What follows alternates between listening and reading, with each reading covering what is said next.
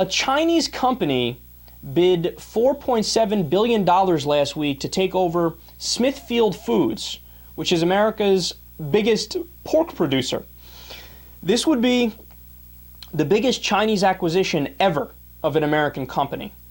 And the name of the Chinese company is Shuanghui, and they're worth $7 billion. They're an absolute behemoth. They used to be a state-run meat company, then they were privatized. $7 billion.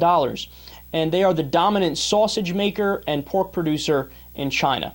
Now, why is this such a tremendous story in my eyes? Because look, this is all on the heels, just last month, of a gigantic scandal in China with the meat industry. So what were they doing? Well, they were selling fox, mink, and rat meat, and it was passed off as everyday meat. In some cases lamb, in other cases pork, some cases poultry. And of course people had no idea what they were eating, right? Now, on top of that, there was a headline from CNN just 3 days ago. Maggots and bacteria plague Chinese meat. So there was a personal story of a family that bought sausage. They noticed after they had eaten it, there were maggots in the package.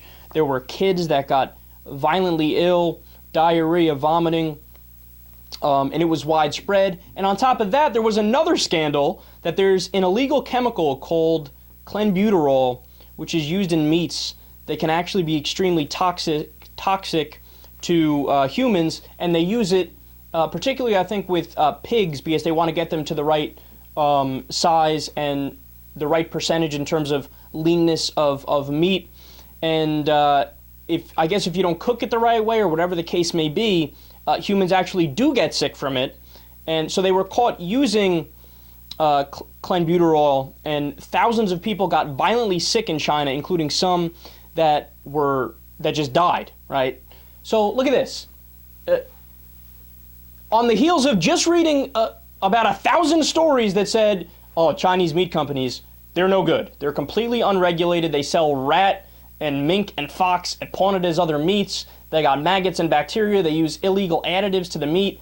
Right after reading those stories, now we learn that a Chinese company bid $4.7 billion to take over Smithfield Foods, which is America's biggest pork producer. Okay, look at how crazy that is, man.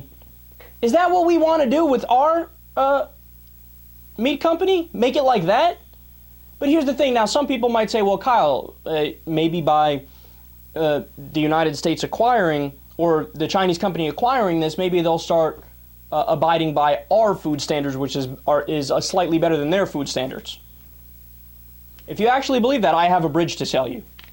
Because already we've had, a largely unregulated environment in the United States of America in all industries, because big business lobbies for the loopholes where they can get away with doing things like this. I mean, look at the ag gag bills, where you're not allowed to record secretly or do journalism on certain meat producing factories. So if they have the mad cows that are falling over, they have mad cow disease, and somebody's picking them up, that video you're not allowed to release that video, or else you get sued.